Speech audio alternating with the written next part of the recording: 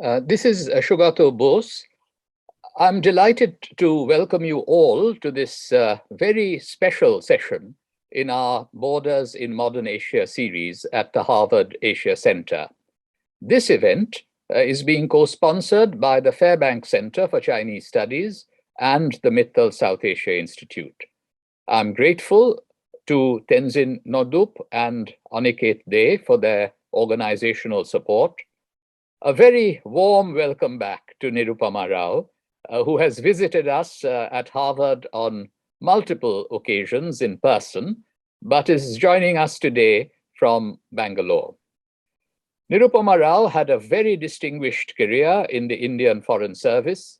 She served as the spokesperson of the Ministry of External Affairs, High Commissioner in Sri Lanka, Ambassador to China and the United States, and Foreign Secretary of India. Earlier this year, she has published a path-breaking book, The Fractured Himalaya, India, Tibet, China, 1949-1962, which is thoroughly researched in the archives, elegantly written, and remarkably balanced in its interpretation. On December 26th, 2021, Nirupama Rao delivered the second Krishna Bose lecture on the power of soft power at the Netaji Research Bureau in Calcutta. And you can hear that very fascinating lecture on YouTube. She's an accomplished musician and chairperson of the South Asian Symphony Foundation, which works creatively for peace through music. Today, she will speak to us about her book on a fractured friendship across the Himalayas. After her presentation, there will be an opportunity for the audience to ask her questions. May I now invite a remarkable scholar diplomat, Nirupama Rao, to speak on her new book, The Fractured Himalaya. Nirupama. Thank you so much, Professor Bose, if I may say, Sugata. It's wonderful to be back at Harvard. It brings back very pleasant memories of the years of association that I had with the university and my numerous visits there over the years. And thank you also to the Fairbanks Center and the Mittal Institute for making this event possible, and to Tenzin and Aniket also for their support. I thought I should start and begin my remarks with the question, why is a book like this necessary? Because there are many such books that have been written on the subject of India's China relationship in the years leading to the war of 1962. So it's a terrain that has been mapped thoroughly, in a very high resolution manner. But I thought I would add my name to the list of people who have written on the subject, because I felt that my interpretation would be that of an Indian diplomat and practitioner, a former diplomat and practitioner, who is not a historian by training or an academician. But the fact is, I studied the subject at close proximity, beginning in 1984, and then going on to witness a number of path-breaking watershed events in the relationship over the years. So I felt that I should put down my account of, or my interpretation of this whole narrative for the benefit of as wide an audience as possible. My aim was to address the stereotypical views of the dispute between India and China in the public arena, especially in India today, as also to make a younger generation of Indians aware of this dispute as we observe the 60th anniversary of the war with China this year. I wanted to present an understanding of both the human and the policy factors involved in India-China relations during the period of my study, which is the 13 years spanning 1949 to 1962. Therefore, I speak of the personalities involved in this narrative, the human quotient, as I call it, and also their molding of policies. So it's an account, my account of personal border crossings between the practitioner's world and the scholar's world. I hoped that my readers would acquire a rational understanding of a complex subject. You see, memories of this era are very indistinct and faded today, and there is perhaps little awareness of how this period I have studied is so crucial to the understanding of the India-China relationship in the present time. What happened in that fateful period influences our thinking, quite involuntarily perhaps, on the dispute between India and China till this day. There is, of course, one figure who dominates and indeed plays a central role in our story. Jawaharlal Nehru, India's first Prime Minister and first Foreign Minister. There is a pervasive industry which I call, I quote, blame Nehru for all the original sins that expelled us from paradise, unquote, industry. And I have tried to portray Nehru in this story as a leader flawed, perhaps in the heroic sense, whose patriotism could not be questioned. Not Isaiah Berlin's hedgehog, but his fox, knowing many things, driven by instinct rather than cold iron, in many ways a visionary who felt the pulse of his people, a man of irreproachable integrity, who was confident enough to seek the leveraging of India's size, its democratic assets, its secular credentials, and its Gandhian values, the need for regional peace to promote national development on the global stage. Nehru was neither Bismarck nor Kissinger. He envisioned a partnership of civilizations with China, seeing it as an emergent nation and equal for India. And Nehru wanted India and China together to be an independent force in world politics. But Nehru sensed the danger too. He told an Indian delegation going to China in 1952, I quote, "We must not let China have the upper hand, else we start on the slippery path," unquote. And that, I quote, "the basic challenge in Southeast Asia is between India and China. That challenge runs across the spine of Asia," unquote. Later, he was the first person to own the failure of his China policy. And we cannot, but at the same time, I feel we cannot question his motives, although his judgment of China, as he himself later acknowledged, was flawed. His assumption was that China would never turn differences with India over the border into a military conflict. Flawed also was his approach to the issue of Tibet, that Tibet was a lost cause, and that India, by focusing on friendship with China, could help the Tibetan people. On the other hand, it is a measure of his credibility and his moral qualities that the Tibetan people regarded him as their Dharma Raja, and he did not hesitate to take the decision to grant asylum in India to His Holiness the Dalai Lama in 1959. Of course, we operate with the benefit of hindsight. Today, we can fault Nehru for not having sought a bilateral agreement on the border with China while negotiating a trade agreement with China on Tibet in 1954. The Chinese may have responded in all likelihood to say they were not ready to discuss the border, but an opening gambit would have been made. The faulty assumption on the Indian side was that China had no quarrel with India on the frontier. Guesswork does not make for good diplomacy. It can be argued that Nehru could have raised the boundary issue with China in 1954, and that this would have enabled India to evaluate better the Chinese position, enabling India also to understand thereby the full nature of the challenge that an unsettled boundary with China posed on the northern frontier.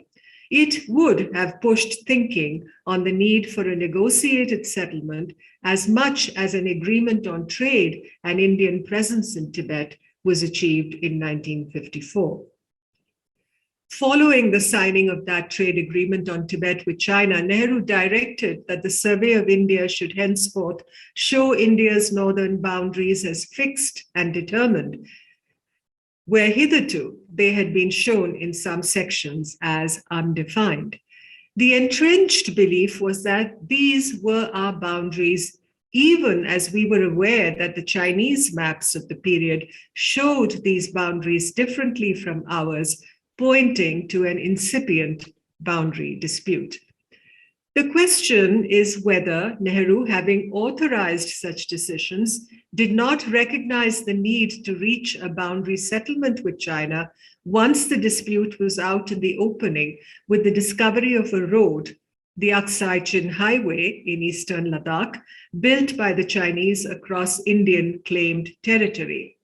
My assessment is that Nehru was not himself predisposed to adopting a rigid position on the issue, sensing the somewhat indeterminate nature of the history of the Aksai-Chin Plateau and the frontiers of Kashmir and Ladakh, with Xinjiang particularly.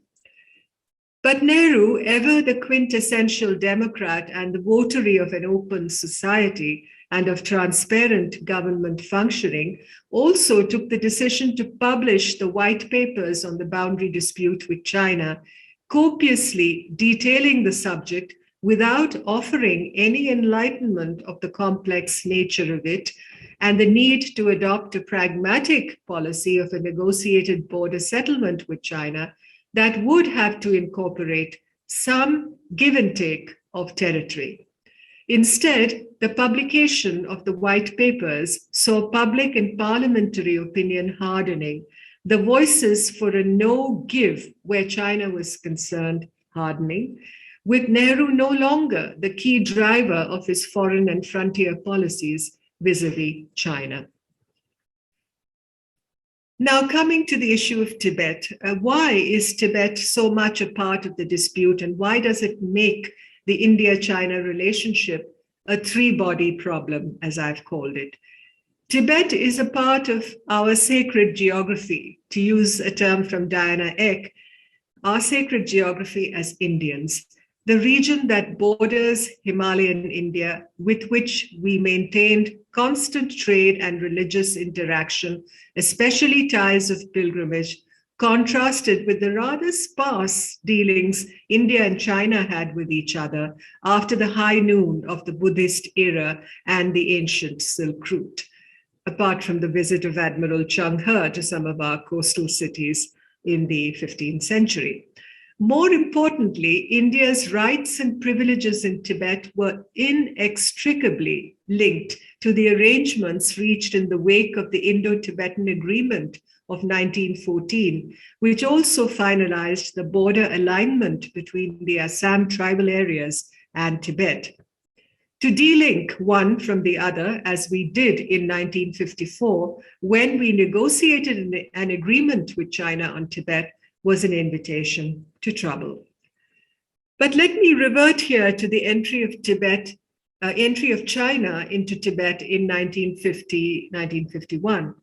Despite the views expressed by Deputy Prime Minister Sardar Vallabhbhai Patel questioning Chinese motives in Tibet and their implications for our shared frontier, India's inability to resist or overturn the Chinese entry into Tibet was clear not only to Nehru, and of course to Sardar Patel, I'm sure, but also to officials like G.S. Bajpai, who was then the Secretary General of the Foreign Ministry, and K.P.S. Menon, the Foreign Secretary, despite what their personal feelings of sympathy for the Tibetans or distrust for China meant. India needed time to secure her frontiers, and open confrontation with China was no solution. And as far as seeking to secure these frontiers was concerned, it was the government under Nehru's direction, contrary to popular belief, that authorized the steps to extend Indian administration right up to the borders with China in the Assam Himalaya in the early 1950s. We all know the story of the extension of Indian administration into Tawang, for instance, the monastery town of Tawang, in February of 1951. But on the subject of officials like Bajpai and Menon and Sardar Panikar, India's first ambassador to the PRC, it was Bajpai who counseled Nehru before negotiations with Tibet in 1954 that the issue of the boundary should be raised. But Nehru decided to take on board the contrary advice of Ambassador Panikar, who felt that we need not raise the issue with the Chinese if they were showing no signs of wanting to raise it themselves. I've often been asked why I titled my book as The Fractured Himalaya. My story cuts across maps and boundary lines. Once the Himalaya was a connector zone linking people on both sides of the mountain, literally. Those borderlands no longer exist. Trade ties have been severed. Cultural osmosis no longer pervades. And spiritual and religious ties have also been significantly diluted. The entry of the Chinese into Tibet in 1950 changed everything, as also the supersession of frontier areas by borderlines of strict orthodox sovereignty separating one nation from another. The people of the borderlands are the forgotten ones. From 1950 onwards, the Himalaya, in terms of India's security, was also no longer that impenetrable barrier. The vulnerability of our borders became an established factor. China's occupation of Tibet and the infrastructure it rapidly built there gave it a certain locational advantage on the high plateau, from whose side the Himalayas were like hills, enabling quick and easy military access. The Himalaya mountains in all these senses had been fractured. That barrier had been broken. I've also been asked about missed opportunities in this chronicle. I believe that in 1950, when the Chinese entered Tibet and the Tibetan circles around the Dalai Lama sought to raise the issue of Tibet in the United Nations, India could have been more forthcoming in seconding these efforts. Perhaps that would also have yielded backing from the Americans and the British governments too, apart from other like-minded nations. Tibet literally became the Cinderella of the Foreign Office, and there have been no happy endings to that story. Of course, the Chinese reactions would have been violently hostile, but then India would have been able to make a much more realistic appreciation of how to transact relations with China in the years following, understanding better the nature of the terrain and the extensive differences that continue to separate the two nations. I've already spoken of the missed opportunity of 1954 when we could have raised the issue of the border with the Chinese during the Tibet talks. And then in 1960, Premier Zhou Enlai visited Delhi with a package offer to settle the boundary. There is no way of predicting what the outcome would have been if India had shown interest in the offer. It involved, on the face of it, Chinese acceptance of the boundary in the eastern sector, the McMahon Line, which they had always termed illegal and continue to do, in exchange for India's acquiescence of the Chinese claims in the Aksai Chin, and that appeared to constitute Zhou's package offer. But it can be argued that by showing willingness to examine the offer and discuss it further, even negotiate on that basis, an off-ramp could have been created for India that could have avoided the descent into the conflict of 1962. Also, today we know with the benefit of hindsight that the 1960 Zhou offer went much further than what the Chinese are prepared to negotiate on today. Their positions have become far more rigid and much less flexible. Finally, what lessons do our study of the period covered in my book hold for the present? First of all, our disputes with China are a legacy of the 1950s, and an understanding of that period is necessary if we are to tackle the present and future of our relations. Then there is the factor of simply knowing your adversary better. The language of Chinese diplomacy, for instance, has hardly changed since those early years, recalling Premier Cho's advice to his diplomats that they are soldiers of the Liberation Army in civilian clothing. Attitudes towards India were formed in the crucible of those years. I mean, Chinese attitudes towards India, as, for example, China's views about Indian democracy as a halfway house. It was China's ambition to be a leader among nations even then, the so-called China dream of restoring its greatness. Furthermore, what is happening in Ladakh today, following the Galwan incident of June 2020, when, as you know, there was a clash between Indian and Chinese soldiers, and we lost 20 lives of our soldiers. The Chinese claim or officially say that they lost only 4, but various reports seem to suggest that their casualty rate was also very high. And following that incident and the continued problems and tensions across the line of actual control, particularly in Ladakh, have histories. Those problems have histories that stretch back into the mid-20th century. Galwan is also a name, in fact, that figures if you study the white papers. In fact, I always say that a project for a digital humanities program should be just the creation of a digitized version of our white papers with proper indexing and references that would be of enormous help to people studying the present of this relationship. I don't think that's been done as yet. This is very much a legacy dispute from the last century, now compounded and made more severe by the vast accretion of Chinese military and national power since those early decades. What is the future of India-China relations given this background? There is a palpable tension in the relationship today, a complete absence of mutual trust, and a highly militarized border. China has ventured into India's neighborhood in a big way. The all-weather strategic cooperation with Pakistan, the inroads into Nepal and Sri Lanka, the activism in the Maldives, for instance. Nationalism is at an all-time high in both nations, and both countries have leaders today, Xi Jinping and Prime Minister Modi, that tower above the national scene and emphasize strong centralized control of the affairs of state. The China-Pakistan factor makes the situation along India's borders a two-front challenge too. The diplomatic arena for India is more circumscribed today than ever before. The Indo-Pacific is the region where there is a clash of Chinese and American ambition for global first place. India has moved closer to the United States and been much less ambivalent about its approach to bodies like the Quad.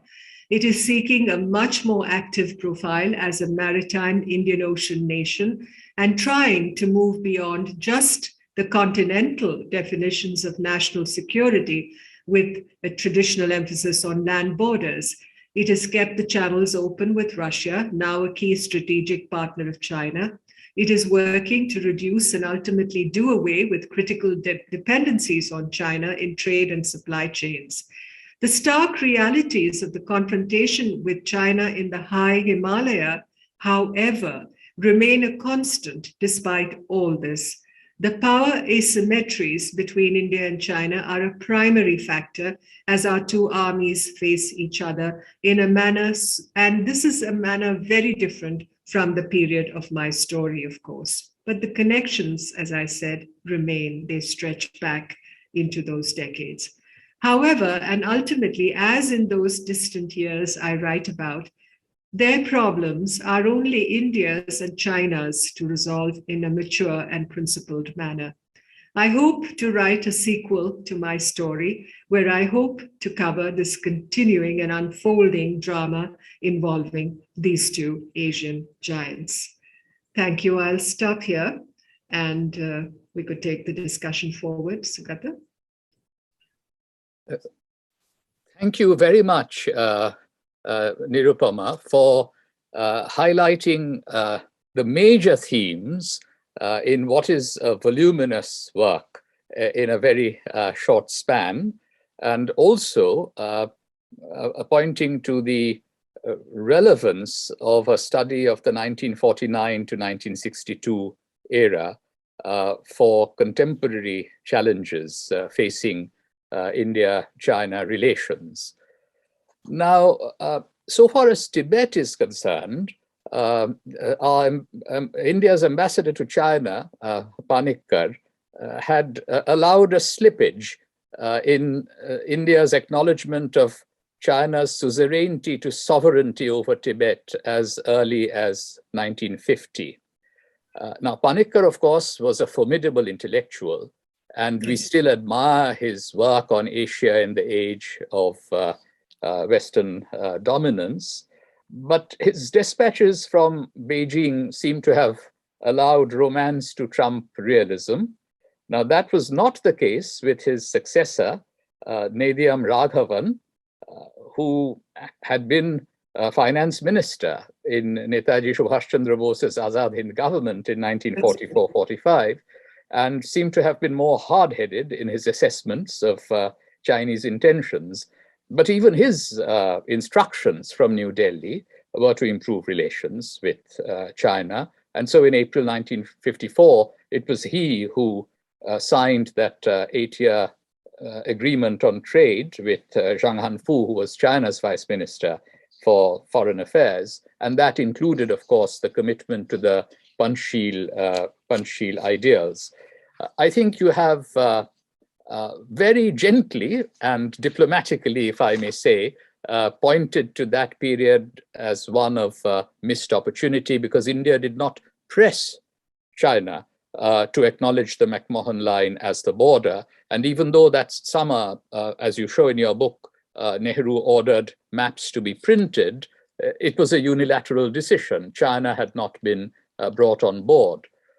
But that was, of course, not the only part of the border where problems emerged in the late 50s. This area was, of course, one with forbidding, thickly forested mountainsides, with some of the highest monsoon rainfall anywhere in the world. And I realized what the terrain was like when I traveled by car just a few years ago from Tawang through the Sila Pass all the way to the plains. Yeah. But there was this other side of the border as well, which was the arid and rugged Aksai Chin Plateau, and where you mention, the road came to light in September 1957, even though there were rumors about it even earlier. But here, India had typically accepted until that point that the border there was rather messy and uncertain, until, of course, Sarvepalli Gopal went to the British archives and then came back, played a major role in the historical division of the Ministry of External Affairs. And here it seems to me that the historical division seemed to be unaware of the nuances of sovereignty and frontiers in Indian, pre-colonial and anti-colonial thought and history. And it seems to me that Nehru was rather poorly advised, that he was rather misled into taking what turned out to be a rather untenable position on India's claims in Aksai Chin. So I just wondered whether you would say a little bit more about the kind of advice, and of course there were different forms of advice that Nehru was getting, but ultimately he seemed to have not been very well served by some of the advice that he got, and the ones that he chose to accept at rather critical moments. I'd also want to ask you a little bit more about the other missed opportunity that you referred to, that this is April 1960, when Chou En-lai and Chen Yi came to Delhi. And it seemed that the Indian side had decided, not to negotiate even before the Chinese premier arrived. And here, I think the Chinese side seemed to be making a separation between theory and practice. In theory, they didn't accept the McMahon line. But Chou En-lai was actually saying that since the Indian administration had reached that line, we may well be prepared to accept it. And you give us, that kind of a response so far as the Chinese administration has reached certain areas of Aksai Chin. And this, of course, raises the important question, and I think you pose it in those terms in your book, that we need to understand what is our national interest. And we ought not to be swayed by notions of national pride, which may, in the end, undermine what is in our hard-headed national interest. And so it would be good to hear from you, how big a missed opportunity you think April 1960 was, because after that, it seemed that the road to the 1962 conflict of October-November 1962 was almost inexorable. And in the aftermath of that war, in some ways, China actually accepted the revived McMahon line in their settlement with Burma in 1960. But we decided not to engage them on that issue. You're right, of course, that your book deals as much with policies as with personalities. And there I have a couple of questions for you. I think you have a wonderful balanced treatment of Jawaharlal Nehru. I was wondering why, as a diplomat, you were not as admiring of Chou En-lai. And in fact, you are rather more critical of Chou En-lai than even of Mao Zedong. And in fact, you have some wonderful insights even in relation to Tibet and China in the 1950s, when for a while, even His Holiness the Dalai Lama was accepting Mao as something of a father figure in the mid-50s, before the falling out took place in 1958-59.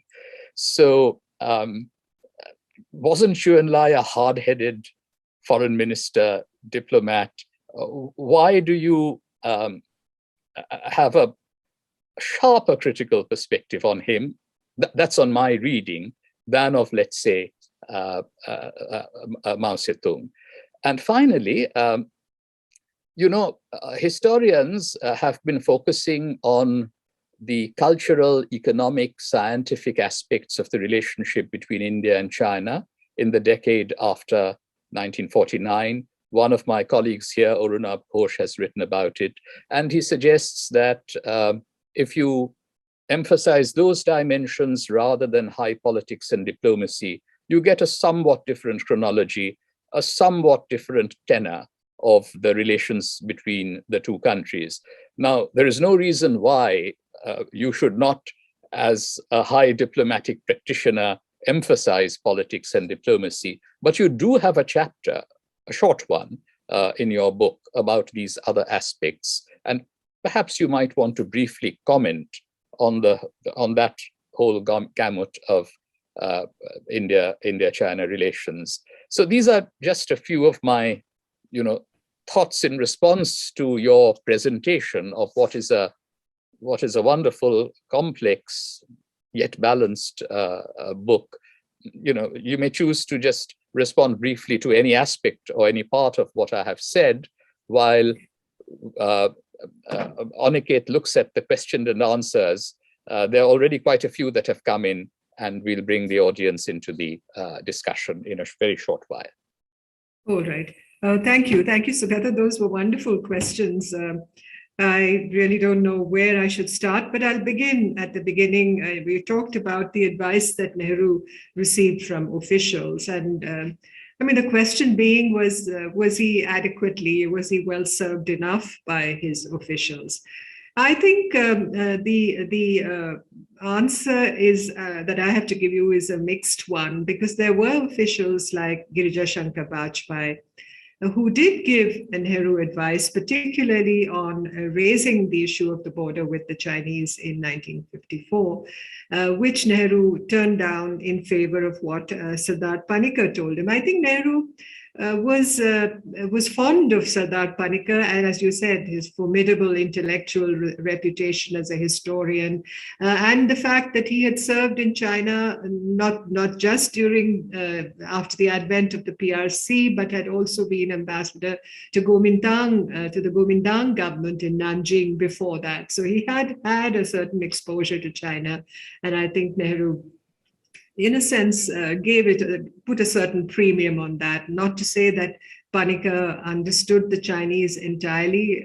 He was not perhaps a strategist, and he had not. One thing that stands out is that India had had very little diplomatic experience in dealing with the Chinese before 1950. We were, the British had handled these issues prior to that, apart from Mr. KPS Menon, who had served as agent general in Chongqing during the war, and of course Sardar Panikkar in Nanjing.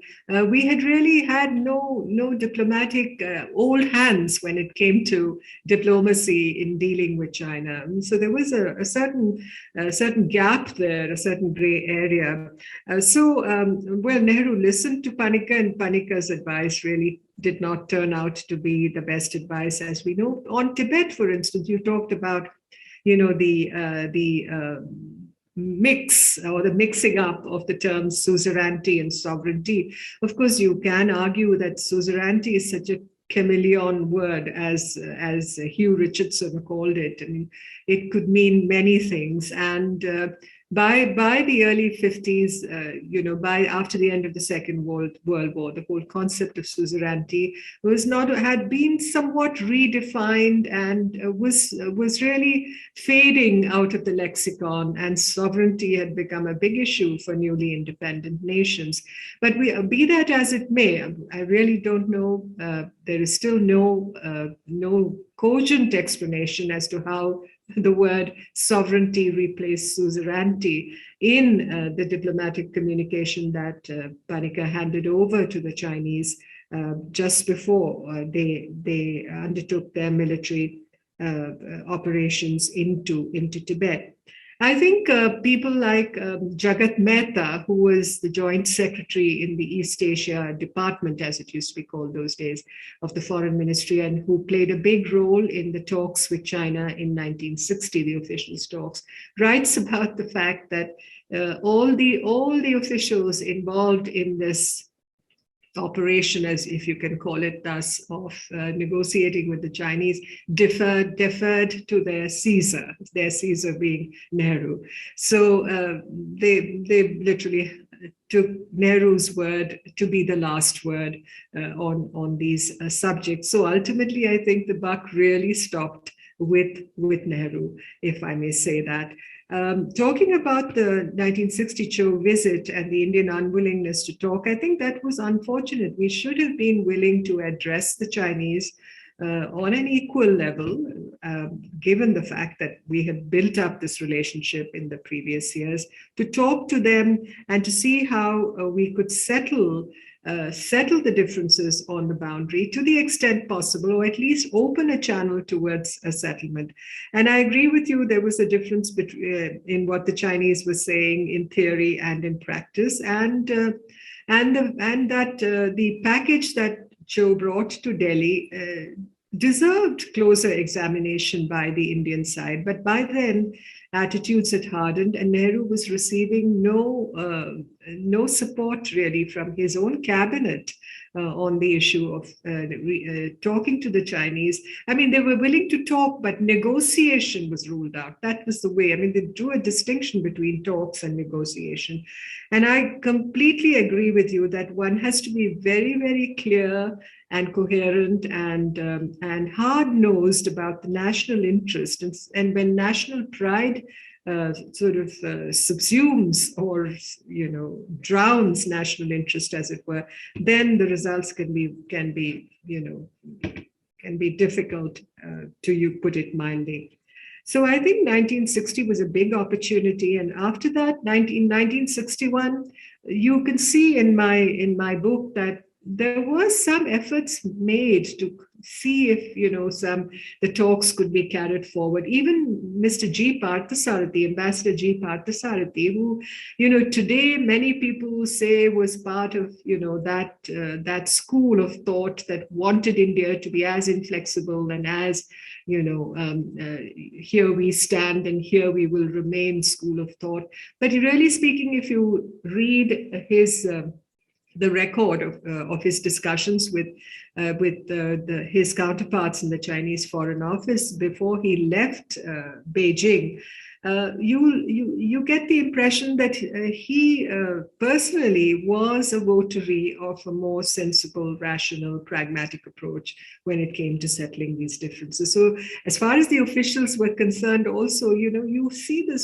these shades of opinion coming through, not exactly conforming to a very rigid, inflexible point of view. I think even there, perhaps there were openings, but the overall political approach to China by then had hardened and become very unyielding. And this was even after Burma, as you said, was able to secure a boundary settlement with China, that in a certain section of the boundary saw the Chinese essentially accepting the McMahon line. They called it a friendship line. Nobody referred to it as the McMahon line. So the Chinese charge against India in the talks, and you mentioned Gopal in this context, and Gopal, of course, was able to take the Chinese on the as far as their accusations that India was had really was negotiating on the basis of an imperialist legacy inherited from the British, which may have been taking it too far, but maybe a little dose of pragmatism and perhaps a more far-seeing approach in order to understand where this road was leading. I don't think anybody was really looking at that time. It was the feeling that after Dr. Gopal came back from his study of the archives in London, was that we had an ironclad case, and the Chinese.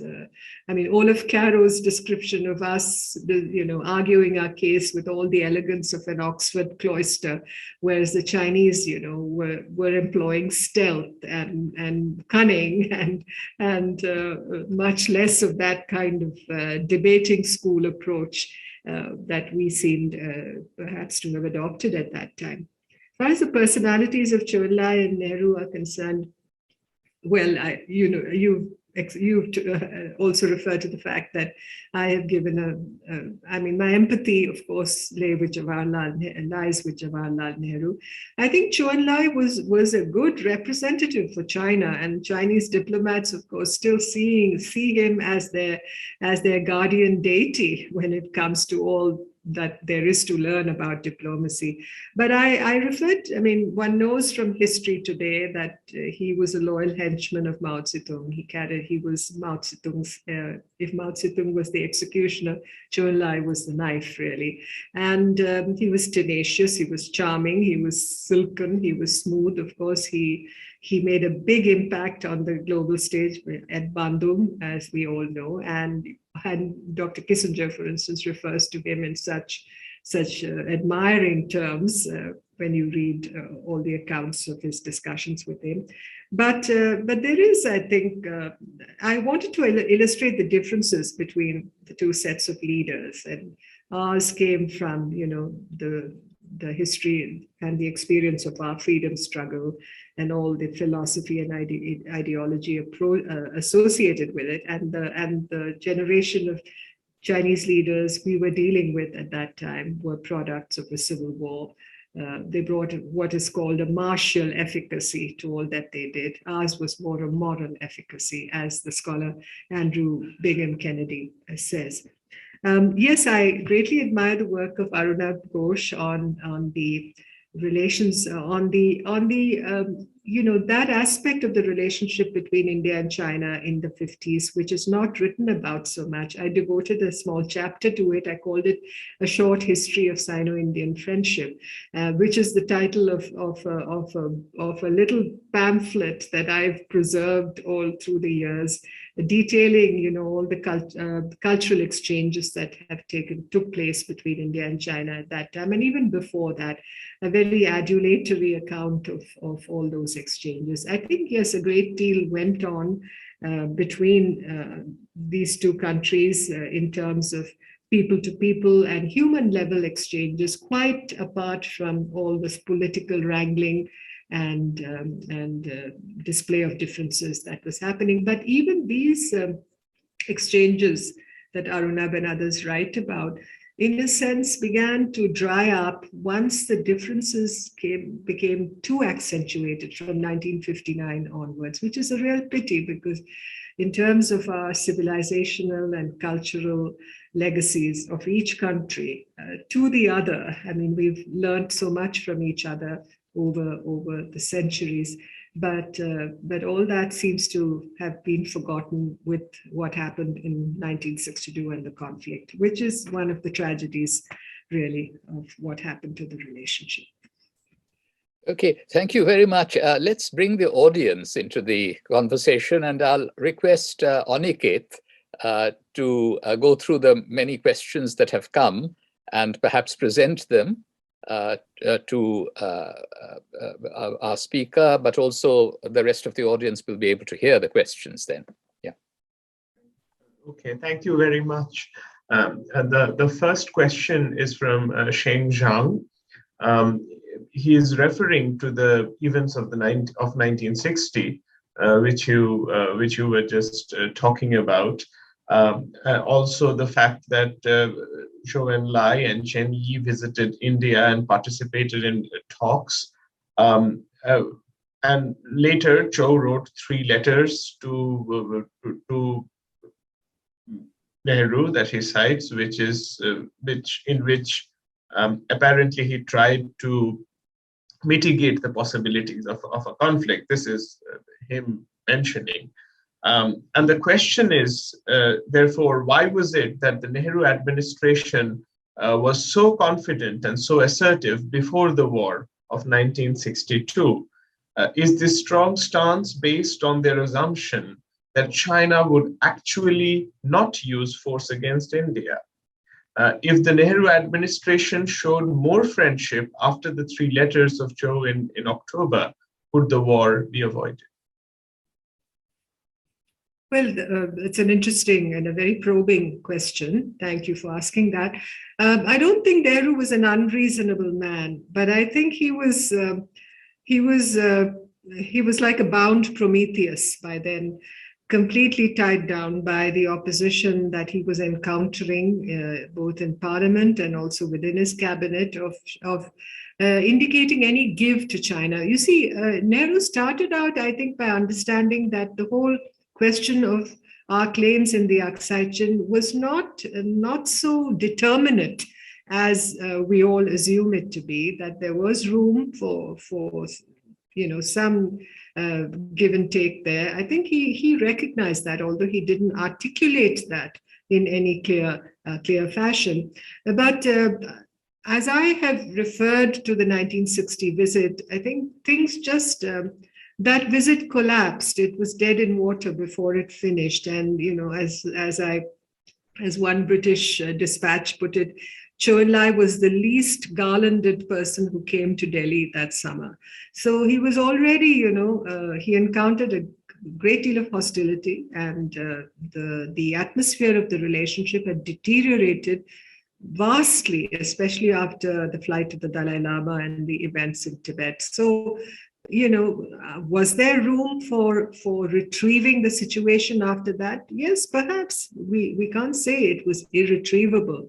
If, India had, what India did after 1960, after April 1960 and the Zhou Enlai visit, was that both sides agreed to have the official talks in Delhi Rangoon, as it was called then, Yangon and Beijing.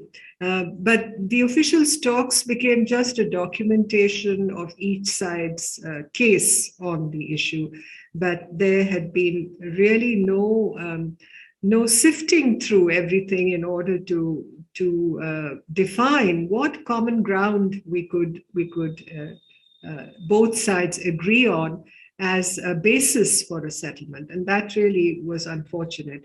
And after that, there were no further instances of attempts to secure some agreement, except for the, as I mentioned, the Cheney in 1961, when Mr. Krishna Menon and Marshal Cheney met in Geneva. And there's some indication that I found in the Chinese archives that perhaps some kind of a deal was discussed, but it's still not completely clear.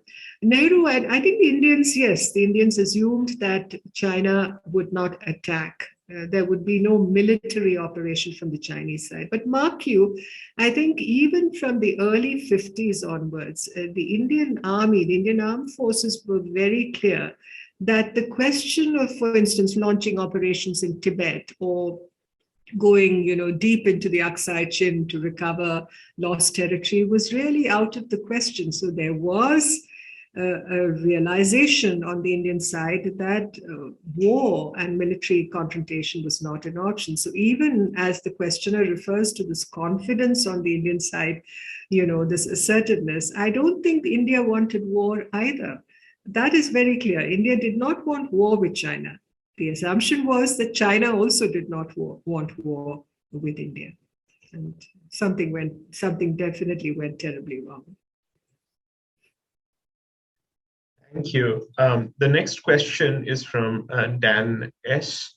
Given the Chinese economic rise and its unwillingness to resolve the border disputes, especially when it has such power asymmetry in its favor, and on the other hand, sentimentality of the issue in India, not to mention how unpopular a package deal, if any, would be electorally. Can the dispute, therefore, only be managed and not resolved for some time to come? Also, how does that affect Indian aspiration of regional integration in the subcontinent that is much talked about? I've always felt that regional integration in the subcontinent has been the victim of, the fact that we have unsettled borders and that we have continuing problems with a few of our neighbors. So that's the brief answer. I think that as far as a settlement of the boundary question is concerned, I think the aperture, the window for that has become smaller and smaller as the years have gone by. It was relatively easy to settle in the 1950s. Perhaps it would have been relatively easy even to settle in the 1980s, up until the mid-1980s, or perhaps even, when Prime Minister Rajiv Gandhi went to China in 1988. I think a lot of hope was generated that some kind of a settlement could have reached. But since then, I think, despite, I think, the fact that both sides have made efforts to come to a settlement, to narrow their differences, we haven't encountered any great success, any success at all in that context. So the mention of trying to manage the relationship rather than resolve these differences perhaps is a good definition of the way forward, at least in the foreseeable future. We did try. The management regime for this relationship were the number of agreements on peace and tranquility and confidence building that we did put in place to reduce tensions along the line of actual control, right along this very, very long mountainous border that we share with China. Unfortunately, the superstructure of all those agreements really collapsed that night in Galwan. We have a question from Kyle Gardiner. Ambassador Rao, thank you for a thought-provoking discussion of your wonderful book. A question for both your diplomatic and historian hats. Given the complexity, weight, and longevity of the border dispute in Sino-Indian relations, do you think any diplomatic movement today on this will require a certain amount of forgetting this history? Or do you see a diplomatic solution that could frankly assess the historical record? That could frankly what? Assess the historical record. Well, I think the historical records were assessed to a large extent in 1960 when the officials of the two sides met.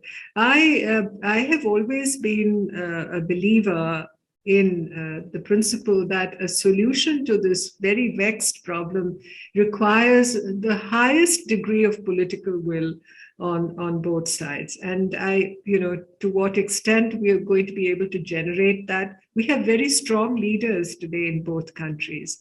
And the question is, how can we carry the weight of public opinion and the people when it comes to arriving at a boundary settlement, which perhaps may involve some degree of forgetting of the past and focusing on the present and future, and focusing on the need to build a peaceful relationship between the two sides, which will enable both our countries, perhaps not to be the closest, we may not be the Hindi Chini bhai of the earlier era, but we can coexist really in a manner that ensures that there will be peace on our borders, that there will be openings, created that will permit regional connectivity, closer interaction, and to some degree a restoration of the ties, especially in the borderlands that we've sacrificed. But that again would require the Chinese to be far more open when it comes to how they treat people in their strategic periphery, and I refer especially to the Tibetans. Thank you. We have a question about from Sunil Pandre, a very straightforward question on what can be done now to repair this fractured relationship. Well, first of all, thank you, Sunil, for that question. First of all, I think we need to restore some peace and remove the tensions that currently define this relationship, the complete lack of trust. We have been trying through a number of meetings of the military commanders to achieve de-escalation and disengagement along the line of actual control in pockets where there are differences between the two sides, and that hasn't happened as yet. And I think both countries should really devote the most serious attention to try and get this resolved as soon as possible. Because it is very unfortunate that the structure of relations that we built over 30, 35 years has kind of fully collapsed today. And I know for a fact that India and China, they were not, this was not a relationship in which we were both born adversaries. It's a very different relationship from the India-Pakistan relationship, which, there are so many complications inherent in that relationship. But it's not the same with China. And I always say these are man-made differences that exist between India and China. It's completely different from the India-Pakistan relationship. And I think we should be able to arrive at some degree of understanding on reducing these tensions and ensuring that even if we don't have a final border settlement, we're able to recognize where the differences along the line of actual control lie and how we are able to create zones of separation so that we don't have situations of the sort that we saw in the summer of 2020. And then there's so much, our economies have become so intertwined over the years. And it's true that India has become too dependent on Chinese imports. We need to get out of that straitjacket. There's no doubt about it. Maybe those are the lessons that we are learning the hard way after 2020, but we have to get on with it. Our relationship with the Quad, with the United States, we have to build back better constantly. We have to do that. But that does not mean that we should not have a modus vivendi with China. May I return to that period that's covered in your book, 1949 to 1962. As a historian, you can imagine that I'm not in favor of forgetting the past, but I would much rather learn from it. And I wanted to pose two questions. One about a personality who is, of course, a key figure in your book, and this is His Holiness the Dalai Lama. And I think you also had the opportunity of talking to him, quite apart from your archival work. And could you give us some insight into what led to the collapse of the almost son-father relationship between the Dalai Lama and Mao Zedong? And what was his role in the immediate sort of period before he had to flee in March 1959 across the border into Tawang? That's one. And the other question that I have is actually about the aftermath in 1963. As early as that, there was a Colombo conference of 6 Asian African countries, which was hosted by Ceylon. And they were urging India and China to resolve differences through direct negotiations. And Chou En-lai was claiming in a letter to Nehru on April 20th, 1963, that the Chinese had acted on a ceasefire and pullback of troops, repatriation of wounded soldiers, return of captured war material. And he suggested that his decision to pull Chinese frontier guards far behind where they were on September 8th, 1962 was, and I'm quoting him, a great regard for India's dignity and self-respect, unquote. But of course, Nehru had completely lost faith in the Chinese by now. And so what happened was a long period of diplomatic non-engagement between the two countries. And, even talks at the highest level wasn't really revived until Atal Bihari Vajpayee, as foreign minister, went to China. And of course, at that very moment, another unfortunate development took place. That was China's aggression against Vietnam. So, was there any way that there could have been an earlier resumption of diplomatic talks? Because, a long hiatus is never really good for picking up the pieces. And that, in some ways, probably has contributed to the problems that we face today quite as much as the rather brief, war between India and China, which really lasted for about a month, late October to late November of 1962. Yeah, well, about the Mao Zedong and the Dalai Lama, yes, you're right. When I spoke to His Holiness also in Dharamshala, and he referred to his encounters with Chairman Mao and how he sized up Premier Chou En-lai during those meetings in Beijing too, I could sense that his definition or this description, in any case, of Mao was so different from how he was almost dismissive of Chou En-lai. And I think the Dalai Lama somehow saw, at least in those early days when he had met Mao in Beijing in 1954, that he saw him more as not for himself, but as a father figure for China, really, and somebody who really dominated the landscape. I refer to a poem, in fact, that he wrote after meeting Mao, and I will read a verse from that, which says, "Only limitless blessing could create such a leader, like the sun radiating across the land. His writings are as precious as pearls." These are the Dalai Lama's words. But his views of Zhou Enlai were somewhat different. He said Zhou was a very attractive personality, a survivor. He had not suffered under Mao like Liu Shaoqi or Peng Dehuai or Peng Chun or even Deng Xiaoping, all of whom he characterized as straightforward people. But Zhou he said, was politeness itself, but not someone with whom you could develop trust. Those were his words.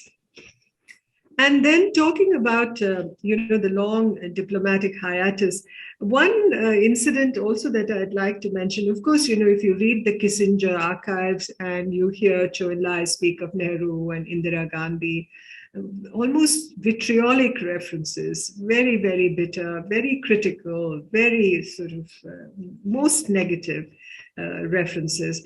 But at the same time, we have the record of Ambassador A.K. Damodaran, who writes about how when Nehru died on 27th May 1964, and a condolence book was opened at our embassy in Beijing for anybody from the Chinese side to come and record their condolences. They got a message from the Chinese Foreign Office one evening, a couple of days after Nehru had died, that somebody would be coming to sign the book, and they didn't say who that somebody was. And when that somebody came to the embassy, it was Zhou Enlai himself. He came to write in the condolence book and stayed on for some time to talk about his impressions of Nehru. But I agree with you that Nehru was extremely bitter about all that had happened. And I refer to also a meeting that our chargé d'affaires, P.K. Banerjee, had with Nehru on one of his visits to Delhi for consultations from Beijing in early 1964. Nehru by then was an ailing man, an infirm man. He was clearly handicapped because of his health.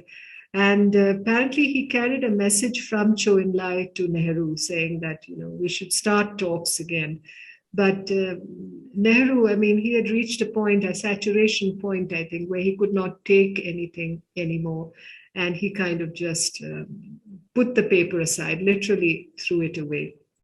Yes, it took 14 years for us to reestablish diplomatic relations, ambassadorial relations. We always had diplomatic relations. We didn't break diplomatic relations, but ambassadorial level relations were restored in 1976. But I must say that Indira Gandhi, by the late 1960s, had already begun to signal to the Chinese through her public statements that we have to talk. She used the word, I think she said, it was she who said, we can't take the stand. Here we stand and here we will remain. We cannot take that position. We have to be able to seek an opening. And I think things were moving in that direction. But then 1971 happened, the Indo-Pakistan War, and then the birth of Bangladesh and the whole Chinese approach during that war also. And then the fact that we signed the Indo-Soviet Treaty, the Chinese and the Soviets were at loggerheads. So certain differences still remained to be bridged. So it was only until 1976, it was not before 1976 that we could actually establish ambassadorial level relations. But, it's an irony that Nehru was betrayed by the Chinese and he ended his life as a very bitter man. Almost, the Chinese, the experience with China, the defeat with China, perhaps in a sense, also finished him off. But it was left to his daughter, Indira Gandhi, to really restore the relations to the ambassadorial level. In 1976. And his grandson, Rajiv Gandhi, who took that leap of faith in 1988 and traveled to Beijing to meet with Deng Xiaoping and to seek the establishment of a new chapter in the relationship. Aniket, would you like to pose a final question? Yes, there's a question from Ryan Santos on what role did Sino-Indian tension play in India's development of nuclear weapons? And then there is another one which you might as well present Right. as well together. There's one by Rahul Srinivasan that asks, just like China has strengthened its relations with Pakistan, Nepal, Maldives, and others, which neighbors and why should India focus on in Asia, particularly to balance the geopolitical landscape in the region? That requires a very long answer, I'm afraid. But what was the first question, Aniket? Sorry, I missed it. What role did the Sino-Indian tension play in India's development of nuclear weapons? Well, there's no end of speculation on that front. I was just watching something on television yesterday. There's a new Netflix serial about Homi Bhabha and Vikram Sarabhai, and this whole debate that goes on. Homi Bhabha wanted us to develop the bomb in 1962. That's what the account says. I mean, one will have to, study that further, but that did not happen. And when China exploded its nuclear device in 1964, I think India could very well have had at that stage also, developed weaponized its own capability, but that didn't happen. It was many years until 1974. And after the conclusion of the Nuclear Non-Proliferation Treaty that India had a peaceful nuclear explosion, as it was called, in 1974. And it was 24 years after that we really conducted the Pokhran tests in 1998 and went, fully nuclear, followed by Pakistan. I think, yes, the threat that China has posed to us along our borders, the fact that we have an adversarial relationship with China, definitely has been part of the strategic calculus that led to the development of our own nuclear weapon capability.